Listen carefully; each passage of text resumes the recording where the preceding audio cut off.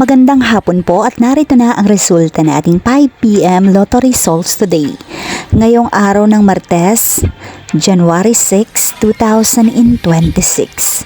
At para po sa draw natin ngayon ay ang 3D Lotto at ang 2D Lotto. At para po sa Lotto More updates, pasubscribe na lang din po ako sa aking channel at pahit na din ng notification bell.